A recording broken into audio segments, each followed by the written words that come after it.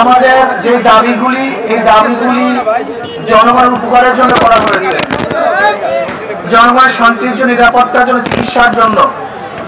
আমাদের বাংলাদেশের মানুষের 5টি মৌলিক অধিকার: শিক্ষা, চিকিৎসা, বাসস্থান, অন্ন, বস্ত্র।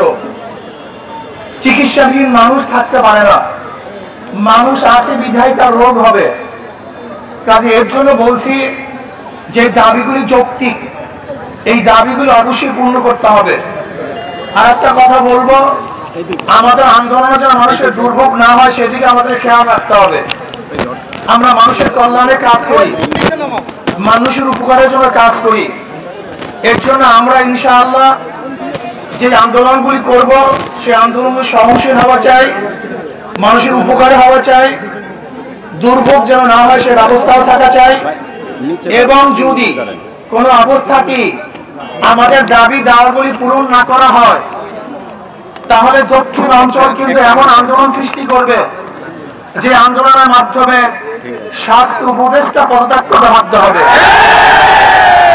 এর জন্য আমরা মনে করি আপনার পদত্যাগ দাবির আগে অবশ্যই আপনি আমাদের যৌক্তিক দাবিগুলি পূরণ করবেন।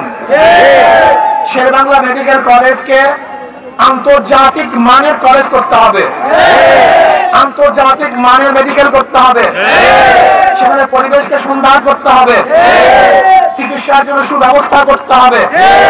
গরিব দুঃখী মেহনত মানুষ, ঋষি, কামার, কুমার, জেলে তাঁতি, মজদুর, সবাই যেন, শ্রমিকরা সবাই যেন সুচিকিৎসা পায় সে ব্যবস্থা করতে হবে।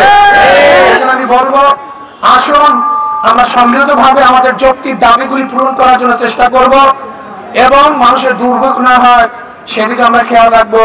আল্লাহ আমাদের সবাইকে বরিশাল মেডিকেল কলেজের সুন্দর পরিবেশ সৃষ্টি করার জন্য এই আন্দোলনে শরীক এবং আমাদের সবাইকে একত্রিত হয়ে আমাদের আন্দোলনের দাবিগুলি আদায় করার তৌফিক দান করেন।